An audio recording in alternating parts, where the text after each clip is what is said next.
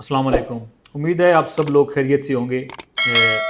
आज इससे पहले मैंने एक वीडियो अपलोड की थी जिसमें मैंने नेट मीटरिंग के बारे में बताया था। जिन लोगों ने अपना जो लोड है या पीवी कैपेसिटी है उसको जिन लोगों ने इंक्रीज़ की है उसके बारे में एक वीडियो थी।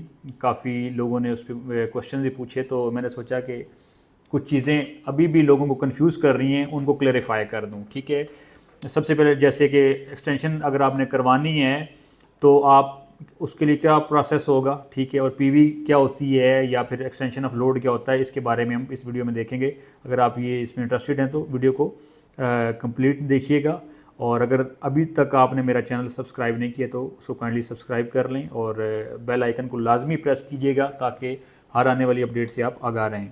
अच्छा, अब मैंने पिछले दिनों एक वीडियो जिसका लिंक मैं डाल दूँगा डिस्क्रिप्शन में, उसमें मैंने ये कहा था कि जिन लोगों ने जो उन्होंने वापडा में या IESCO या कोई भी डिस्को है उसमें जिस तरह उन्होंने अप्लाई किया नेट मीटरिंग के लिए, तो उन्होंने फ़ाइल के अंदर एक अपनी वाटेज मेंशन की थी कि इतने किलोवाट का हमारा सिस्टम है, 10 किलोवाट का सोलर सिस्टम है, 15 किलोवाट का, 25 का, वट जो भी उन्होंने इंस्टॉल करवाए, उसमें जितनी प्लेट्स भी लगती हैं 585 की है, 580 की है, वट जितनी भी प्लेट्स लगी हैं वो उन्होंने उस फाइल के अंदर मेंशन किया हुआ है। ठीक है, लेट्स सपोज उन्होंने 10 किलोवाट का सिस्टम लगाया जिसमें कोई 18 एक प्लेट्स लगती हैं, तो अगर उन्होंने 18 प्लेट्स के बाद अगर उसको इंक्रीज़ किया 20 या 25 कर लिए हैं, ठीक है, 22 कर लिए हैं, 26 कर लिए हैं, तो इन्होंने पीवी कैपेसिटी को इंक्रीज़ किया है।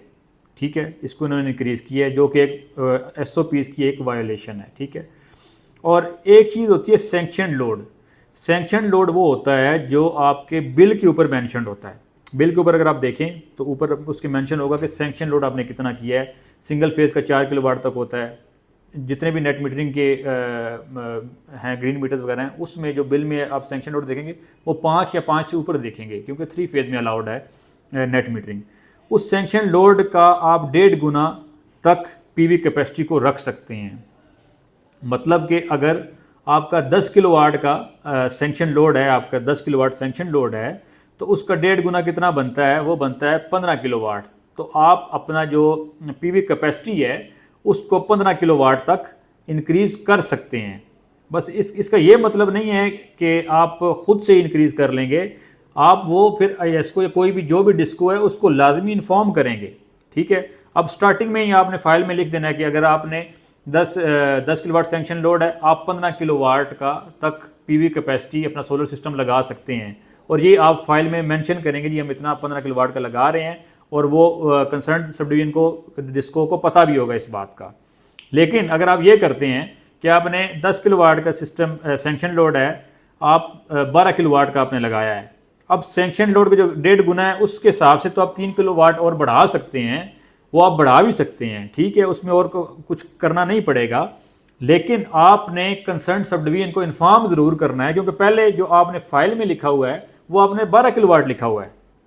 आपका सैंक्शन लोड अगर 10 किलोवाट है, आपका 12 किलोवाट का सिस्टम है, आप उसमें 15 किलोवाट तक ज़रूर जा सकते हैं, लेकिन आपने इन्फॉर्म ज़रूर करना है क्योंकि आपकी जो फाइल कंसर्न सब डिवीजन ने पढ़ी है उसमें आपने 12 किलोवाट मेंशन किया हुआ है। ठीक है, तो एक ये चीज़ है। अब इसको अप्लाई कैसे करना है? अप्लाई ऐसे करना है कि लेट्स सपोज आपने 12 किलोवाट का सिस्टम लगाया हुआ है, आप उसको 15 किलोवाट तक लेके जाना चाहते हैं, तो सबसे पहले आप चेक करेंगे कि आपका सैंक्शन लोड कितना है। ठीक है, अगर तो आपके बिल के अंदर सैंक्शन लोड 10 किलोवाट लिखा हुआ है तब तो आप 3 किलोवाट और बढ़ा सकते हैं, 15 किलोवाट तक जाएंगे। लेकिन इस केस में भी आपने अप्लाई करना है, वो मैं तरीका बताता हूँ। अगर आपका सैंक्शन लोड ठीक है, अगर आपका सैंक्शन लोड 10 किलोवाट से कम है तो पहले आप अपने सैंक्शन लोड को बढ़ाएंगे। एक्सटेंशन ऑफ लोड के लिए वापडा में डायरेक्टली अप्लाई करेंगे, आप अपनी फाइल सबमिट करेंगे, उसके एक्सटेंशन ऑफ लोड का जो DNP आपका हो जाएगा उसको आप फिर वेंडर को देंगे और वो फिर आपका नेट मीटरिंग का जिस तरह प्रोसेस है वो थ्रू नेट मीटरिंग वो उसी तरह उसको प्रोसेस करेगा। ये उस केस की बात कर रहा हूँ जिसमें आपका सैंक्शन लोड भी आप बढ़ाना चाहते हैं। ठीक है, लेट्स सपोज आपको सैंक्शन लोड बढ़ाने की ज़रूरत नहीं है, आपका ऑलरेडी 10 किलोवाट है, ये मैं एग्जांपल के तौर पे 10 किलोवाट कह रहा हूँ, आपका ऑलरेडी 10 किलोवाट है, आप 15 किलोवाट तक जा सकते हैं, लेकिन आपका पहले आपने लगवाया हुआ 12 किलोवाट, आप 3 किलोवाट उसको एक्सटेंड करना चाहते हैं, तो अब आपको सैंक्शन लोड बढ़ाने की ज़रूरत नहीं है। अब आप क्या करेंगे, डायरेक्टली वेंडर को कहेंगे, वो दोबारा बताएगा जी कि ये सोलर सिस्टम था, इसकी इतनी हमने कैपेसिटी बढ़ा दी है, इसकी पीवी कैपेसिटी हमने इतनी बढ़ा दी है, तो वो उसी तरह ही नेट मीटरिंग सेल में ऑनलाइन अप्लाई करेगा, उसका अपना जो कोई भी AEDB से अप्रूव्ड वेंडर होगा वो अप्लाई करेगा। उसके लिए मैंने पूरा प्रोसेस बताया हुआ है, वो आपको उसके जो है ना वीडियो का मैं लिंक दे दूंगा डिस्क्रिप्शन में, आप उसको देख सकते हैं, ठीक है। तो आप उसको फिर वो अप्लाई करेगा थ्रू नेट मीटरिंग सेल जो है वहाँ से फिर कंसर्न सब डिवीजन में आएगी। फिर कंसर्न सब डिवीजन उसको चेक करके उसको P&I के लिए सर्टिफिकेट देगा। पहले उसके डॉक्यूमेंट्स चेक करके उसको P&I के लिए सर्टिफिकेट देगा।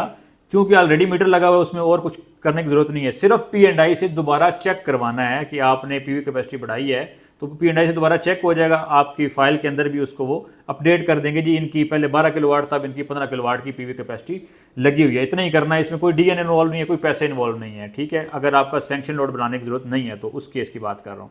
अगर आपने सैंक्शन लोड बढ़ाना है तो उसमें जाहिर बात है पहले आप कंसर्न सब डिवीजन से एक्सटेंशन ऑफ लोड करवाएंगे, उसका DN पे करेंगे, फिर आपने नेट मीटरिंग वाला जो भी प्रोसेस है उसको करना है, ठीक है। तो ये मैंने सोचा काफ़ी लोग क्वेश्चन पूछ रहे थे कि उनको इन दो चीज़ों का आपस में पता नहीं है, इंटरलिंक किस तरह है ये, तो मैंने कहा इसको एक्सप्लेन कर दूँ।